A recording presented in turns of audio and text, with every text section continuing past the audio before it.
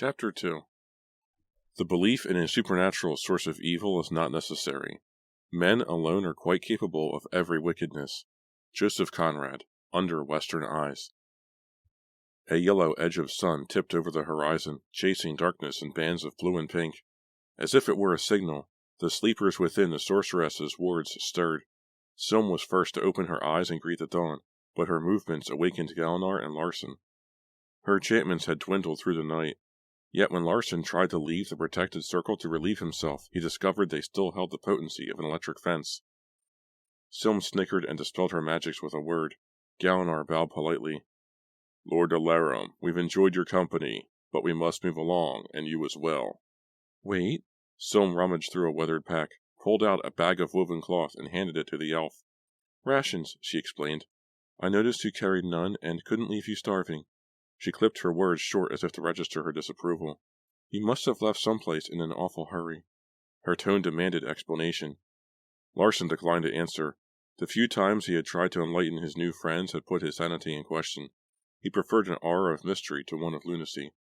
I thank you both. He extended a hand, hoping Silm might accept it like a royal maiden in the movies. He would gladly submit to the ridicule of an entire platoon if it meant a chance to kiss her fingers. But Silm showed no more understanding of the gesture than Galinar had of his attempted handshake. After a breakfast of dried meat and fruit, Larsen took his leave. He skirted a tangled clearing, reminded of Vietnam's towering elephant grasses, which forced the point man to waddle as he cleared a path for his followers. He traveled northward, beneath interlocking branches which muted the sun. Pines flowed endlessly past, lower branches withered in the shadow of their younger brothers. Songbirds flitted above Larsen's head, their sweet trills a welcome relief from the too well-remembered screams of macaws. Near midday his mood reversed. He began to question Silm's and Galinar's sidelong glances in a clearing and the sorceress's mistrustful queries. The birds became less apparent, their song more shrill. A squirrel, startled from its food hunt, scolded while Larsen was still some distance away. A shiver traversed him from buttocks to neck, warning of imminent peril. Repeatedly, Larsen reminded himself this forest hid no snipers. But his fear remained and intensified nearly to panic until he would have bet all the water in his pouch that unseen eyes watched from the branches. Larsen stopped, hoping the sudden cessation of his own passage would amplify any noises around him. The harsh call of a crow ruined the silence. Suddenly, light sparked before him, flaring into blinding brilliance. He dropped to a crouch, now capable enough to recognize a sorcerer's craft. Desire dared him to hope the power originated from the slim-waisted beauty he had left that morning, but the figure which sprang to clarity was cloaked in a blackness which was echoed in his features. Red eyes met Larsen's for the second time, filled with cruelty and misplaced hatred. This time the dark elf clutched a staff like Silm's, but the gem gripped between carven claws was a flawless diamond, and he raised it threateningly. Shaken, Larsen stumbled 2 steps backward. His mind reverberated with memory of his last encounter with the demon elf. His trembling fingers found the hilt of his sword and drew it with a rasp of steel. Fool, Brahman's voice mocked him. Do you think your toy will save you from my wrath? He suffixed his threat with a single coarse syllable. Pain lanced through Larsen's fist, flaming to an agony which swept his entire arm. The sword fell from his weakened grip and crashed against stone with a shower of ice-blue sparks. Brahman's assault continued ruthlessly. Waves of torture racked mind and body, twitched Larsen's limbs like those of a stringless marionette. Scream after scream ripped from his raw lungs in ghastly duet with Brahman's laughter. Pain stabbed through Larsen's body like daggers, worse than any agony described as hell. Could he have uttered a coherent sentence, he would have pleaded for death. But Brahman knew no mercy. His spells stole strength of body and reserves of mind, seared like flame, and convulsed its hapless victim with anguish. Suddenly, the pain stopped. Larsen flopped to the ground like a beached fish. His mind jumped erratically. His breath came thankfully easier from his aching lungs. Through vision clouded by his ordeal, he saw movement, and watched the blue blur of the sword slide toward Brahman's gesturing hand. He understood what was happening, but it meant nothing to him. Let the dark elf have the sword. I have no use for it. The shadows flickered, suffused with blue as the sword flared with an anger all its own. The hilt knocked against a stone in its path toward Brahman, splattering enchantments like the rays of a star. A soft breaking of brush from behind startled Larsen where he lay helpless and still, recalling stories of injured soldiers left for dead. Silver flashed over his head, casting a slight breeze which cooled his tortured limbs. Brahman recoiled with a pained hiss.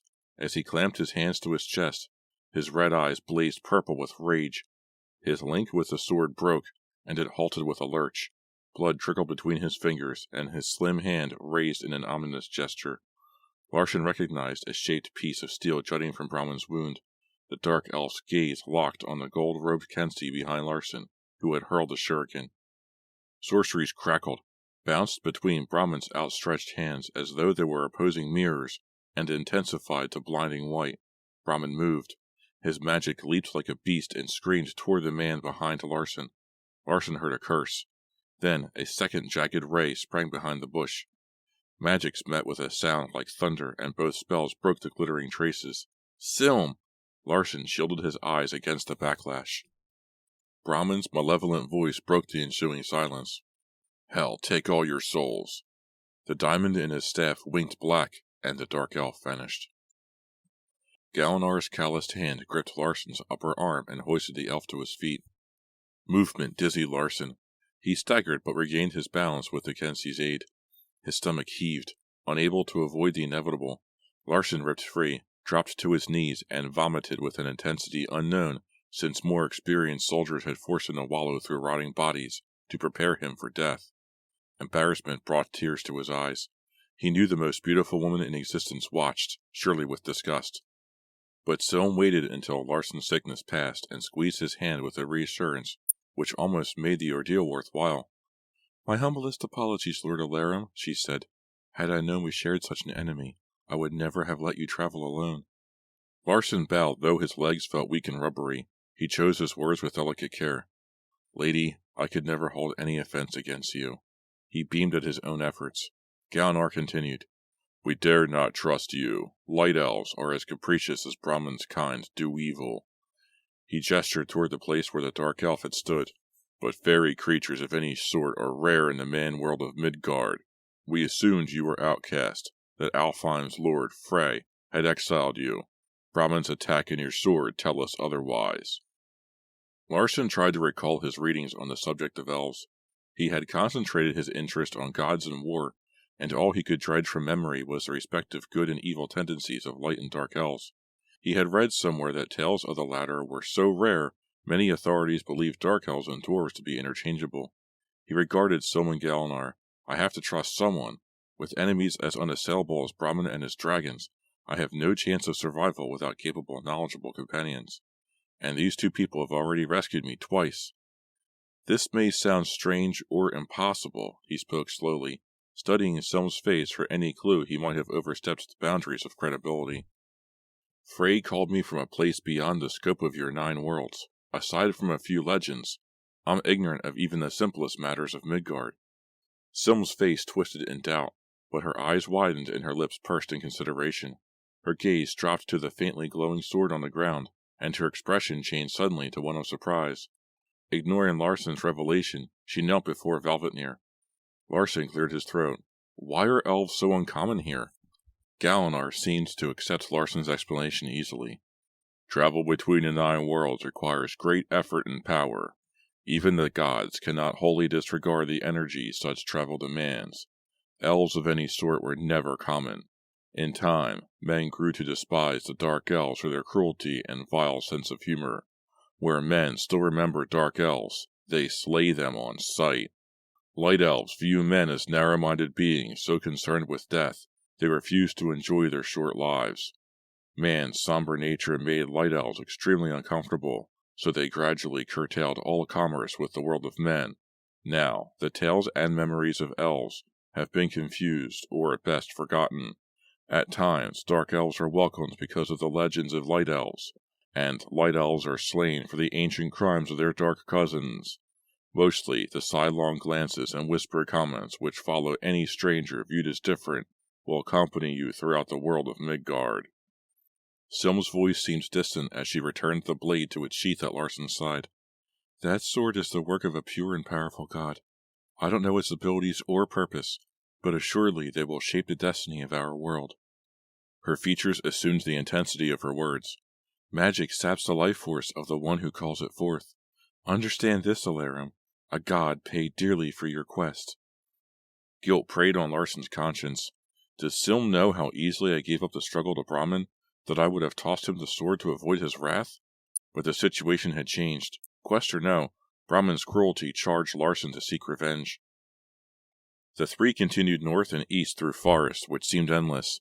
Pine passed to more pine, like the recurrent background of a cartoon, until Larsen began to believe they had gained no ground since the confrontation. But the walk gave him the chance to ask many questions. Their answers gave the world a logical order, magic aside. There were villages and governments, monarchies, and temples to the northern gods. Wizards were a rarity, despite Larsen's run-in with two of Midgard's most powerful on his first day. Most men, Silm told him, become farmers or artisans. Those with interest in sword or bow join armies or sell their services as bodyguards, soldiers, and assassins. To become a sorcerer requires an innate ability and a lifetime dedicated to magic. Even then, only those few stamped with the mark can attain the power of dragon rank. She displayed her right hand, and Larsen stared at the claw-shaped scar which marred her skin. As they walked, Silm and Galinar schooled Larsen concerning travel foods and horse trading. They introduced him to the most common monetary system of the northern kingdoms, but it was Brahmin's name which opened a veritable flood of explanation, and Silm talked of the half-elf throughout the evening and on through a dinner of smoked venison. A warped creature, Silm described her half-brother, twisted by a legacy base as demon's shadow, and intent on inappropriate retribution, since I scarce passed from glass level to semi-precious. She indicated a sapphire which glimmered at the tip of her staff. Brahmin leagued with Loki the Evil One. Her voice grated with dissent, as if mere mention of the name caused her pain. So I joined with Vidar the Silent, a god whose strength is exceeded only by that of the Thunderlord Thor. Even then, I knew someone must stop Brahmin before his vengeance harmed innocents. She took a bite of meat, eyes distant. Larsen longed to put his arms around her and offer comfort, but Galinar sat between them. Her voice grew stronger. Brahmin held 3 years of advantage over me. He swept through the dragon ranks like wildfire in a shipyard. I knew it could never equal his training, but I fought to follow. Nearly every spell I chose to learn could be used as a defense against one of his. I forsook many of my own offenses for wards against him, a vast repertoire of counterspells as protection for Brahmin's victims. Silm's eyes remained fierce points of blue, but her body sagged as if with fatigue. He left the school at the rank of master. Though 3 grades behind, I followed, hoping to withhold his evils from the world. Kenzie Galinar nearly equals the odds between us. Larsen could think of nothing to say in the awesome wake of her story. He let his mind absorb the oddities of Midgard as the meal continued in silence, and night plunged the forest into darkness. At the base of the deepest root of the World Tree lay the spring of Helgrimr, which fed the rivers of the world and was in turn filled by them. Its waters frothed like the boiling brew in a witch's cauldron. On its bank stood 2 figures, one light with a rotted core, the other wholly dark. Brahmin's life aura spread about him like flame. His voice was gritty with accusation. You never warned me the sword was warded. I shudder to imagine the damage had I taken it in hand. Retrieve your own blade. Herr Valgelmer belched putrid gas. Loki regarded his prodigy with wry amusement. Relax, Hatespawn. I didn't know. It wasn't warded when it was still in my hands. He smiled at some private joke. But your efforts will not go for naught. This task is so important. I offer reward without equal. Should you retrieve Valvetnir, ye shall have the hand of my daughter, Hel, and rulership of her realm. Brahmin paused, momentarily speechless. His aura flickered and dulled to pink as anger faded. As Hellmaster, he would be lord of the dead. The souls of men would become his to rack and rend through eternity. Loki read his thoughts, and spoke over her Vergelmer's gurglings. Beyond eternity, Hatespawn. If we destroy that sword, the 9 worlds shall become ours. All men and gods will topple, lost to a chaos only you and I control. Not even the fates can stay our vengeance. Loki's enthusiasm spread to the sorcerer. I've a plan, called Brahmin as he watched lines of bubbles rise from the boiling spring. In the woods I did a mind search. Frey's champion is a human in elf guise, a man from the future and a poor choice. The true structure of Midgard makes such knowledge as he has obsolete, and he has none of the mental protections of our kind. In short, he understands nothing of the sword's power, and will fall easy prey to illusion. Although, he added bitterly, Silm's presence makes my task infinitely more difficult. Loki paced, distressed. It seemed almost too easy. I can read the runes, he said softly. His sword scraped from its ebony sheath, and its writings gleamed to vivid relief. Helblindi, the sword of darkness. All who die on its edge add their souls to hell's shadow hordes. Their screams shall echo to Valhalla's barred gate. Loki smiled. And now you know why brave men must fear it. By assuring them eternity in the hall of men who succumb to illness or cowardice, we strip all glory from death and battle, and add strength to my own army at the final battle, he gloated in silence. Brahman's fist clenched with purpose. The writings are clear, the dark elf reminded Loki of his promise. My vengeance? The burbling waters seemed to join Loki's laughter. When you bring the sword, you shall have them many times over. But if petty slayings amuse you in the meantime, enjoy them. Just don't let them interfere with your task. Brahman's malignant smile was his only answer. Larsen dreamed. He saw his sword Valvetnir, gleaming blue as muted porchlight. It spun in his hands, flinging glimmers and wild arcs. Gradually, the scene faded to a vivid view of the pine forest. He wandered wonderingly through a world of green highlights as tree trunks shuddered around him, and their branches fused to a common core. The whole seemed not unlike an insect, a giant hairy spider, amusingly awkward. The trees rose like legs, moved from the confines of the forest, and Larsen followed curiously. 11 trunks gave the creature mobility, each with a name that ran through his mind, like the players on a team. Svol, Gunthra, Fjorn, Fimblethal, Sild, Rid, Solger, Ilg, Vid, Lipter, and Gol. Even as he repeated the strange-sounding names, they muted. The forest became a valley whose darkness the moon could not graze. The spider's legs split the blackness as they transformed into streams, which sparkled like diamonds. They no longer towered up from the ground. Their waters plunged downward to meet a swirling torrent, a glorious cascade of foam unmatched by any work of man. Mesmerized, the dream Larsen worked the sword from its sheath, and watched the tumescent waters swink shadows through the glow of the sword's magic. He drew back his arm and hurled the blade. The sword tumbled end over end. It hit the burbling spring with a splash, and sank instantly out of sight. Even as relief rushed to replace the urgency of his quest, the illusion acquired the frightening quality of his unbidden memory of Dany's death. An unfamiliar obscenity crossed his thoughts briefly. The scene wavered. The spring flushed to the color of blood, and bloated white bodies gorged the streams. An alien presence knocked his consciousness askew. He awoke screaming. Gentle hands first caught his wrists, and then drew his face to a chest, which muffled his cries. Consciousness changed his screams to sobs, and his tears made the thin gray cloth cling to Selma's breasts.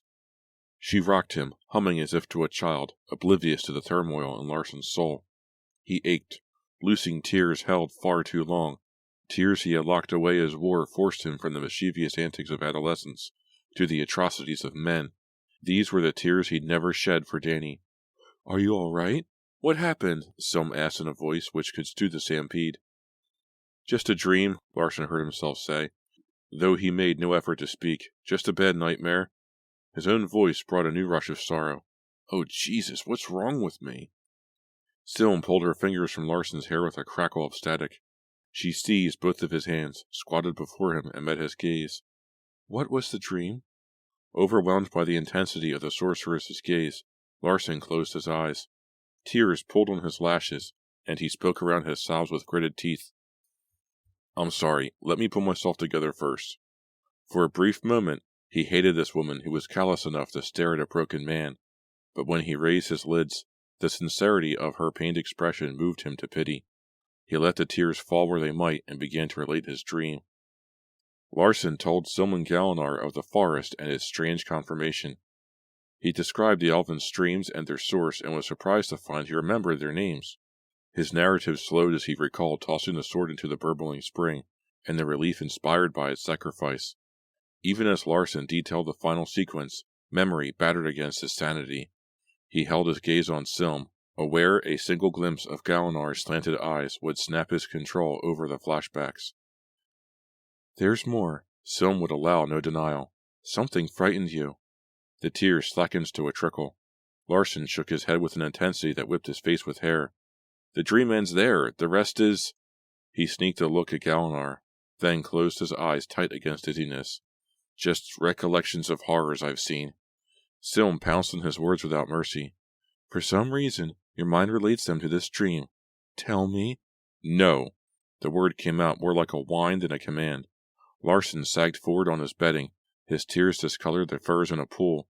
"How can I tell Silm about a world where technology makes equals of the foolish and the skilled? How can I describe a place where there are no heroes or villains, where the lines between good and evil blurred to interpretation, where men rape and torture innocents in the name of justice?" Larson slumped to one elbow, unable to face his new companions. How can I expect her to understand the feelings of royalty and power behind a loaded gun, or the camaraderie which makes dismembering the dead seem noble? Enshrouded in a self-erected tomb of guilt and shame, Larson lay utterly still. He curled into a fetal position, as a stream of tears wound uncontrollable lines around his cheeks. The voices he heard sounded dulled by distance. "Close enough to Forstmar. We'll take him to the Dream Reader." "We'll talk later. Can you do something for him?" Leaves crunched beside him as Silm approached and laid her palms gently on his shoulders. Larson raised his head. His tear-blurred vision distorted her beauty to shapelessness. She whispered seemingly meaningless syllables, and the scattered shards of Larson's rationality fused together as her spell blanketed him with peace. As he opened his mouth to speak, he fell into dreamless bliss. Larson awoke to a dull mental ache, like an old scar in cold weather. Sunlight was already slanting through the branches. He had overslept. He leaped to his feet and bit off an explicative as Silm rose to meet him. "Here." She pushed a fist-sized strip of jerked venison into his hands. "We'd best be off if we're to reach town by midday." "Town?" Rubbing his swollen eyes, Larson glanced toward Galenar, who was examining the sharpened edge of his katana with approval. Mackenzie pocketed the whetstone and sheathed his sword. "Forstmar. It's Silm's hometown." He pointed vaguely northward. Larson followed the gesture mechanically as he mulled over all the incredible things that had happened to him recently. More accustomed to his new surroundings, now he began to consider details which earlier had been blurred by the necessity for self-preservation. He became aware of the language he spoke as fluently as his companions, a melodious sing-song, which he supposed was Old Norse. He could not guess why the cold slap of wind did not chill him after the suffocating jungle heat, nor why he remained clean-shaven after 2 days without a razor.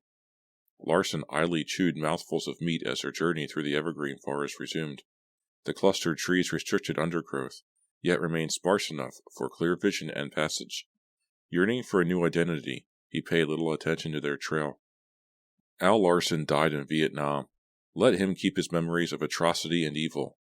I am Alarum, an elf without a past on a quest sanctioned by gods.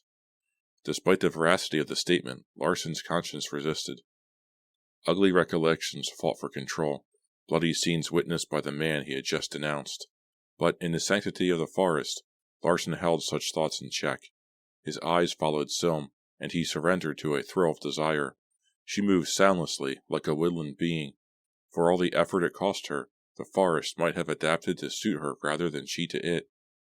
Galenar pushed past Larson and caught the hand in which Silm held her sapphire-tipped staff. The gesture drew Larson from his struggle with self-identity. Until that moment, he'd never considered there might be more to his companion's relationship than mere friendship. The idea drove him to a sadness which flared to fury. He glared as Silm answered Galenar's whispered words with a laugh, and Mackenzie took the lead of the party. He must be twice her age, Larson reminded himself in a rage. Yet jealousy did not blind him to an important fact. He had no way to judge Silm's years. Surely a powerful sorceress could warp Time's ravishings with illusion. His stomach lurched at the notion. Beauty by magic seems deceitful. Yet, Larson thought as reason dispersed anger, why should Silm not take advantage of her craft? Recognition of his own shallowness made Larson flush. There was more to Silm than comeliness. She demonstrated poise, empathy, generosity, pride, and a confidence he surely missed in himself. Ruffled by his ponderings, Larson turned his attention back to their surroundings. The terrain grew more hilly, swarming with foxgrape and low, twisted bushes. Passage grew easier as brush gave way to discernible trails, beaten to mud by feet, hooves, and wagon wheels. The woods broke suddenly to fields of wind-bowed grain, and the weed-grown path became an obvious road with branches and byways. Larson hesitated, accustomed to the waist-high, leech-infested swamps of the rice paddies. Galnar and Silm continued down the roadway between wheat fields without any apparent worry. But as they turned simultaneously to urge Larson forward, he recognized a solemnity which had escaped him during the journey. He trotted to Silm's side, stared into her eyes, and demanded stridently, "What's the matter?" She lowered her head until billows of golden hair obscured her face. Her knuckles whitened about her dragon staff, and she spoke in a dry, quavering whisper. "After your dream, I sought Vidar's guidance. He didn't respond." She raised water-glazed eyes to Larson's curious stare. A reply seemed necessary, but Larson could think of none. He tried to keep a patronizing tone from his question. "Does he usually answer you?" "With images, at least." Silm threw back her locks to reveal a face drawn with concern. "I'm his favorite attendant. Something terrible has happened." Unfamiliar with the dealings between gods and men, Larson could offer no real reassurance. He reached for Silm, but Kensi Galnar caught his forearm with a tortured cry. "Look there!" Larson followed the old man's stare. White smoke funneled toward the sky from beyond the next rise. Galnar broke into a run, and his companions followed. Larson stubbed a toe in his haste, and his soft doe-skin moccasins did little to dull the impact. Cursing and limping, he caught up with Galnar at the hilltop, and the scene below made him forget his pain. Flames danced around an overturned wagon. Beside it, two men pinned a struggling figure to the ground while a third swayed, locked to the wild lurches of the prisoner. High-pitched, panic screams drowned Larson's own attempts at breath, and cut him to the heart. Every man draws his limit at an atrocity no amount of coercion could force him to commit. Larson's was rape. More than once he had turned away while peers in uniform shamed and killed daughters before their helpless fathers. Too moral to join in, at the same time he was unable to risk provoking men on whom his life depended. So he had remained silent, seared by the guilt of a tacit condemnation, which might have been approval for all it served the victim or his own conscience. All these thoughts condensed to a boil of emotion. "Wait!" screamed Silm. But Galnar sprinted down the roadway, howling, "Alarum! Charge!" And hearing his cry, the bandits scrambled for weapons. After nearly a year of staking his life on strangers' orders, Larson obeyed Galnar without thought. He ran within 30 yards of the conflict, before he remembered he could not wield a sword. He stopped abruptly as Galnar leaped at one of the rapists. Steel chimed as the bandit's sword crashed against the Kensei Shoto. Galnar's katana cut a silver arc and cleaved the bandit's neck. Before Larson could react with even a gasp, one of the bandits closed the gap between them, brandishing a knife in his left hand and a short scimitar in his right. Forced to defend himself, Larson grasped Valvetnir's hilt and pulled. The sword came free with surprising ease and blazed blue as Larson made an awkward lunge. His opponent retreated before the longer weapon. Larson thrust repeatedly. The bandit redirected the wild strokes with deft flicks of his scimitar. Sweat trickled down Larson's face in a cold stream. Patience and skill would win this match, and he fell short on both. He hoped Galnar would finish his own battle before Larson lost the advantage of distance. Then he caught sight of the mud-caked figure on the road. The victim of the bandit's cruel assault was a young boy. Anger broke Larson's timing. His opponent dodged under his guard. Steel lanced toward his throat. Sacrificing balance, Larson caught the bandit's left wrist in his hand. The scimitar jarred against his crossguard, and the close range rendered Valvetnir useless. With his right hand locked to his enemy's wrist, Larson scarcely had time to react to the scimitar which flashed for his chest. He dropped his sword. Steel tumbled, and the hilt struck his stubbed toe. Pain shot to his knee. His freed fingers fended off the bandit's other wrist. The scimitar quivered inches from his cheek. A gasp broke from the bandit with the odor of rotting teeth. He yanked free with a strength that wrenched every tendon in Larson's forearm. The elf responded sluggishly. The scimitar would cut him down before he could regain his grip. Resigned to a second death, he dodged as best he could. Suddenly, steel flashed from the shadows. A hunting blade in the grip of the ravaged child severed the bandit's hamstring, and he reeled backward. Larson's foot lashed into his opponent's groin. The bandit dropped, limp as a rag. Sweat stung Larson's eyes, and splintered the scene to 2 bluish points of light. He dropped to his knees beside the writhing bandit. His hand closed on the hilt of the abandoned scimitar, and he thrust for his enemy's heaving chest. The bandit cringed flat with a strangled whisper, eyes wild with fear. Realization battered Larson like a blow. He pulled a strike a finger's breadth from the bandit's heart, and the scimitar flopped from his hand like a wounded quail. The man is helpless. Have I become so callous I kill without thought? The bandit's lips set, puzzled. A shadow fell across his drawn face, and light flashed overhead. Larson sprang aside as Galinar's katana whisked past him and carved a line of blood across the bandit's throat. The body spasmed in death, its face locked in surprise, permanent as a mask. Larson heard himself scream. His mind tore free from his body, plunging him into an older, more familiar world. Comprehension darkened, then broke in a flash of memory of boot-scuffed dust, flickering in the midday heat. It was noon, time for him and Brent Hamill to replace Gavin and Fisher as perimeter guard. Hamill was a newcomer to Akunan, a 1-week fucking new guy who had not yet seen his first firefight. Though Hamill's inexperience endangered them, Larson liked him and felt obligated to help him through his initiation into Vietnam. The past few weeks had been unusually quiet, which pleased Larson, but made many of his companions bored and impatient. Hamill's eyes jumped excitedly as he eyed the wall of sandbags which enclosed the fire base. Larson spared an encouraging smile. As they neared their station, a single shot rang above the general din of conversations. Fisher's good-natured curse was nearly lost beneath Gavin's laughter. Larson dodged around a grass hut, Hamill close behind. At the perimeter, Gavin hunched over his gun, while Fisher baited him like a catcher on a baseball field. Hamill's eyes widened with innocent interest as Larson called to his companions. "What are you doing?" Gavin glanced over his shoulder and gestured Larson forward. When Hamill and Larson reached the sandbags, Gavin pointed across the tank-cleared path. A stooped figure waddled along a winding road, barely discernible as an elderly woman. "So?" asked Larson. $5 to the guy what hits her," explained Fisher with a fiendish smile. "Try your hand." Hamill made a pained noise. Larson looked quickly from newcomer to friend, then transformed the shocked movement into a negative toss of his head. Gavin shrugged and returned to his task. The M16 spoke once. The woman continued undaunted, and Gavin crawled aside. Fisher moved into position. He spat on his hands, wiped them on his overlarge pants, and hunched over the gun. Larson avoided Hamill's frantic glances. He knew Gavin and Fisher were merely working off hostility. The woman walked well beyond reasonable target range, and apparently she had taken no notice of their pot shots. Hamill grew more distressed.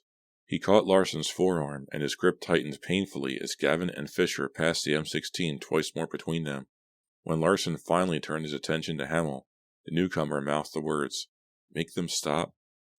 Larson shook him off, not comfortable with the situation, yet unwilling to side with an FNG against friends. Hamill balled his hands together and paced wildly. Crazed beyond understanding, he stopped without warning, swung his M16 from his shoulder, lined and fired. Soundlessly, the old woman fell to the ground. Hamill's mouth wrenched open and his face puckered.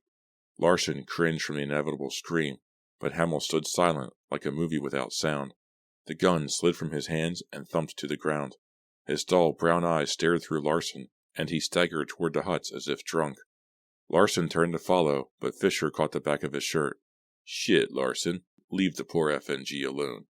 You like some dude hovering over you after your first kill?" Larson paused as Hamill disappeared around a grass hut. "You don't have to be the guy's mother," Gavin added. "Everyone goes through it. You went through it, I went through it. You'll feel like shit with you watching him puke or cry or both. And you ain't gonna feel too great either, when—" A pistol shot sounded in the compound, from the general direction of Larson's hut. "Oh my God." Larson sprinted toward his quarters with a single coherent thought. Let it be a rat. Oh shit, let it be a goddamn rat. Although trained to his peak physical condition, Larson was out of breath by the time he rounded the corner and burst through the door to his hut. His heart hammered, loud and consistent as machine gun fire. His gaze played over the familiar disarray and settled on the body in his own bunk. Hamill lay still as if in sleep. The .45 automatic lay across his left thigh. His eyes remained open, as if staring at some horrifying sight. Blood spurted from his mangled chin. "No!" Larson screamed to ears which could not hear. His first aid training surfaced with mechanical efficiency. For bleeding, apply direct pressure. Larson covered the ground between himself and Hamel in a single heroic bound. Need usurped thought. Larson locked his hands on the tatters of Hamel's face. Shards of bone and teeth gashed his palms, and his blood mingled freely with the scarlet spring ebbing from his patient. Al, stop. There's nothing you can do. He's dead. There's nothing you can do. He's dead. The words were the same, but the voice was from another world. Larson focused on the blood which colored his fingers dull red. The chin cut between his hands sported 2 days' growth of beard. The eyes were mercifully closed in death. Larson raised his gaze to the burning wagon. Before it, Galinar held the struggling boy. Child, it's too late. Your uncle is dead. Dazed, Larson recoiled from the corpse. He whirled to stare at the glowing blue sword, and its brilliance returned him to another reality found only in legend. Slowly, he reached for it. Another object caught his eye, a glass bottle with a hand-lettered label. He retrieved both, jammed the sword into its sheath, and examined the vial.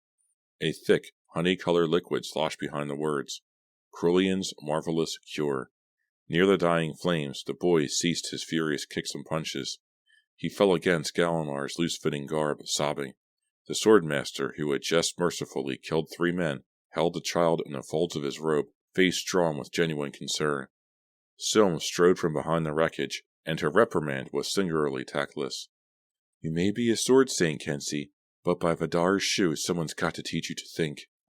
Galinar returned her accusation with unbroken confidence. I'm sorry we got in your way. We couldn't take a chance your spells might hit the boy. Besides, he smiled sheepishly, I was mad. The boy pulled away to face Silm. He was small. Larson guessed him to be about 10 years old. Raven-hued hair covered his head in a tangle, and his skin was light olive. His quick blue eyes seemed out of place, and they betrayed some northern blood mixed with a darker eastern race. It was obvious he was some sort of half-breed. Larson followed the boy's gaze from a pair of severely burned legs protruding beneath the charred wagon to Silm. The child clamped hands to his face and announced shrilly, You're dragon rank! Silm nodded in reply. The boy's words tumbled over one another, the murdered uncle momentarily forgotten in his excitement. My great-great-grandfather was dragon rank, and my uncle Crullian knew some magic too. He's a healer. He broke off suddenly, and his speech decreased in tempo and volume. Was a healer. Larson walked over to his companions and stood at Galinar's side, as Silm quickly changed the subject. What's your name, child? Brender? The child introduced himself. And I'm a wizard too. Watch! Silm made only a half-hearted attempt to stop him. Curious, Larson watched as the child pointed a finger at Galinar's face and screamed, Shave! As if in direct defiance of Brender's command, whiskers sprouted from the Kenzie's chin. Galinar loosed a startled cry, and Silm held an amused smile behind her hand. Brender's face flushed scarlet, and he tried again. Shave! Soft black hair coated Galinar's right cheek. Despite the fact that Larson's tension had been heightened by the brutal slayings and flashbacks, he broke into uncontrollable laughter. Galinar's eyes narrowed in annoyance.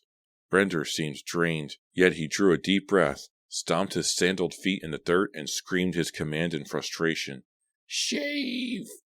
Larson's face tingled strangely as hair grew in random patches. His chuckles died to an incoherent grumble, and he rubbed at the oddly placed stubble. Winded and purple-faced, Brender relinquished his spell and dropped his arms. He glanced at his uncle's smoldering corpse beneath the wagon, and the sight wrenched a new volley of tears from his pale eyes. Galinar made a subtle gesture. Silm nodded again, put an arm about the child's shoulders, and led him down the road toward the town of Forsmar. While Larson watched, woman and boy disappeared around a bend in the road among the wheat stalks. Once they passed beyond his view, Larson turned toward the wagon to find Galinar stoking the waning fire with twigs and branches. Without question, he joined in the effort, dragging debris from the forest to feed the flames that were devouring Crullian's body. The fire flared to brilliance. Galinar knelt before it with bowed head and spoke the words of farewell. Goodbye from Midgard to the healer Crullian. May he have died with dignity, and the gods find him worthy of Valhalla, or whatever haven in which he believed. After Galinar's ruthless swordplay, Larson found the Kenzie's compassionate prayer a surprise. Good and evil may be more well defined in this world, he mused, but they remain relative. Absorbed by this new abstraction, Larson failed to notice as Galinar hauled the 3 dead bandits within half a yard of the pyre. The smell of death, grain fields, and the roaring red flames against a background of forest formed a familiar knot in Larson's gut. Caught in the past, he stared until his eyes watered from pain. Galinar's hand on his wrist rescued Larson from flashback. He started, acutely aware of every line on Mackenzie's face, from the grim creases in his forehead to the sweep of his newly grown beard. "If you're not going to help, at least hold this for the boy." Galinar tossed a tied pouch torn from a bandit's belt. The cloth muffled the clink of coins as Larson caught the offering. "I'll also help," Larson smiled, pocketed the pouch, and added teasingly, "since you're too weak to do it yourself." He hefted one of the bandits by the armpits. Galinar returned the grin and lifted the corpse by the ankles. In this manner they tossed all the rapists' bodies on the pyre, without benefit of epithet. The duty of disposing of the corpses dispatched, the 2 men started off along the road through the wheat. At a safe distance from the smoke, Galinar stopped so abruptly, his odd, black-trimmed robe swaying about his hips. Larson whirled. Galinar bowed with a politeness his words did not match. "You look ridiculous with clumps of fuzz on your face, hero. Do you have something to take it off with before we rejoin Silm?" Larson shook his head, previously aware Frey had ill-equipped him for whatever monumental task recalled him from the future. "Here, then." Galinar produced a knife from the folds of his cloak and tossed it in a gentle arc. He frowned as Larson let the blade fall to the ground at his feet. Larson hefted the knife uncertainly. Unused to using a dagger as a shaving tool, he waited until Galinar drew a second blade and, as hair rasped Mackenzie's chin, tried to imitate his companion's practiced motion. The unsharpened side of the blade settled awkwardly into Larson's hand, pinned to his palm by the tips of his fingers. He set the edge against his cheek and scraped. The knife carved hair and skin from his finger with stinging pain. Blood trickled from his fingers, and Larson loosed a violent curse. He granted Galinar a glare, which dared the man to laugh, but Mackenzie kept his thoughts well hidden. Larson pressed his hand to his cheek until the bleeding slowed. His second, more timid pass with the knife blade went smoother. Galinar finished quickly, flicked stubble from his dagger, and waited in silence while Larson struggled with an ineptness which covered his face with nicks. Still, Galinar said nothing until Larson finished his task, wiped congealing blood from the steel, and wrapped the dagger in his proffered sheath. Galinar spoke in a voice free of emotion. "Don't be embarrassed. I understand why you can't shave. Elves don't have facial hair." Of course. The revelation made Larson feel foolish. He had forgotten the differences between men and elves. Perhaps his transformation also accounted for his strange tolerance to colder weather. Another thought caused him to break into a sweat which burned the lacerations on his face. Perhaps elves and humans cannot interbreed, which makes my love for Silm both futile and ludicrous. The idea so unnerved Larson, he nearly forgot that Galinar had not finished his speech. "But I don't know how you survived this long without sword training," continued the weapon master. Not trusting himself to speak, Larson made a noncommittal gesture. Galinar took the knife from Larson. "I don't mean to insult you, but if you travel with Silm and myself, you'll have need of skill. An incompetent swordsman is as dangerous to his companions as to himself." Larson nodded dreamily as his thoughts drifted toward Hamel, an unpredictable hand on a sword hilt, a shaking hand on a gun trigger. The whip-crack force of Galinar's voice returned Larson to awareness. "I'll teach you if you wish, but I warn you, I settle for nothing short of perfection. My lessons will be the most grueling you'll ever endure." Larson recalled basic training and bit back a skeptical smile. He nodded tacit assent. Darkness descended upon Larson and his companions. While they were still several hours from Forsmar, they set up camp in the sparser woodlands near the roadway. Brender fell asleep immediately, apparently exhausted from the bandits' attack, mental anguish, and his feeble attempts at magic. Galinar crouched with his back against a tree, his gaze locked on Silm, as she murmured the incantations which formed her words.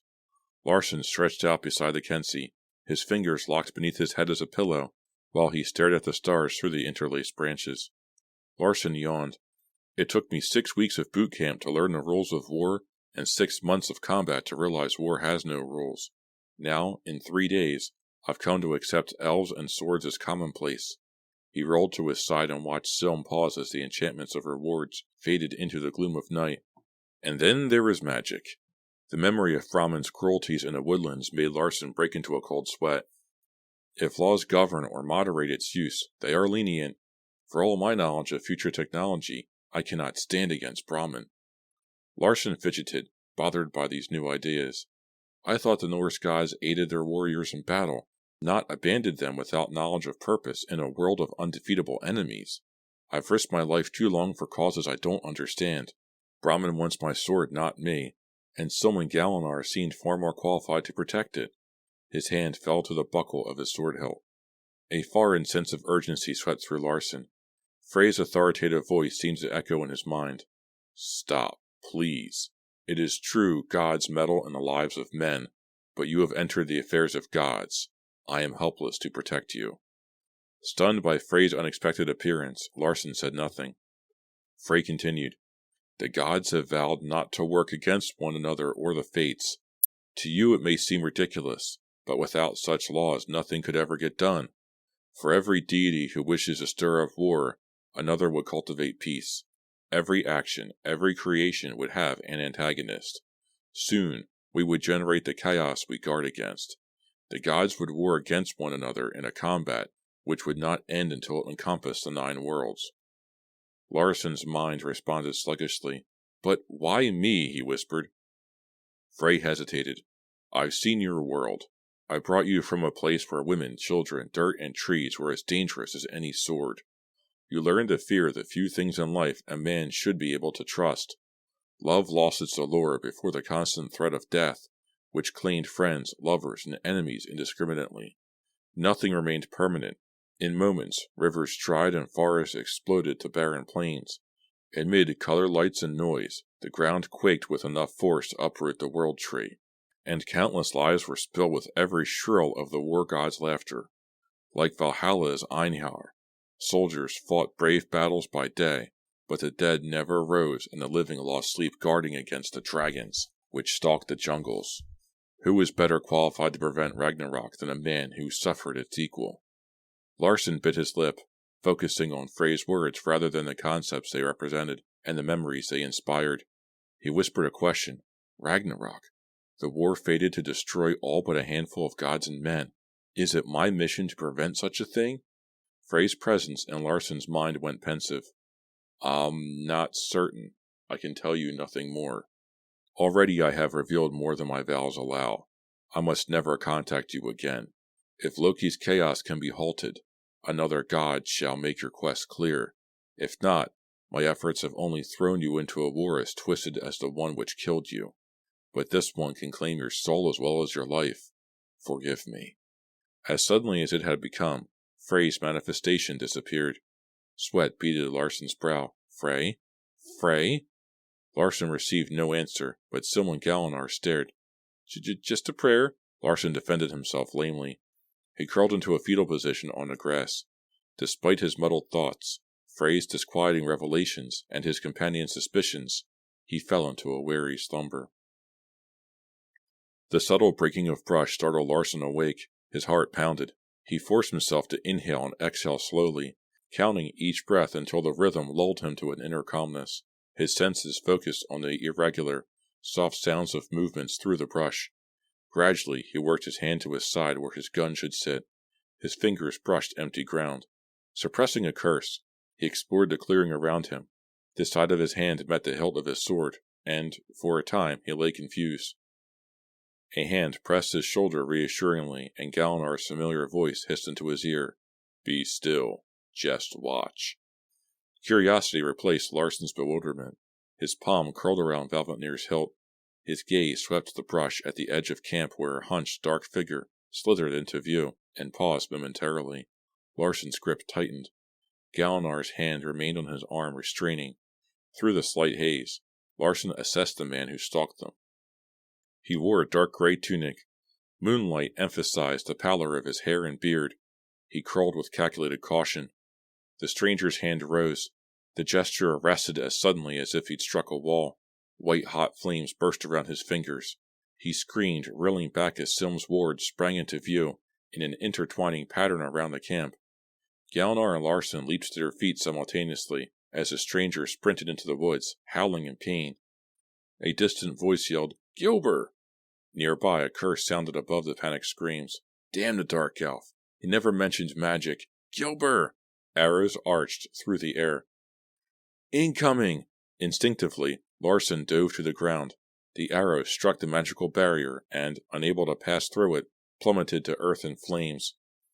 Brush rattled loudly for a short time, and the woods returned to silence. Brender spoke in a frightened whine, and his question mirrored Larson's thoughts. "What happened?" Silm hadn't even stirred during the attack. Her reply seemed inappropriately calm. "A few of Brahman's lackeys tried to pass my words. Fools!" Galinar resumed his crouch against the tree. Larson remained still, his eyes locked on the forest. "What is Gilbert?" Galinar closed his eyes. "A name, Alarum. Apparently this Gilbert has chosen to become our enemy. Therefore, I suggest you remember him." Larson stared at the glowing waves of Silm's words, quite certain he would never forget.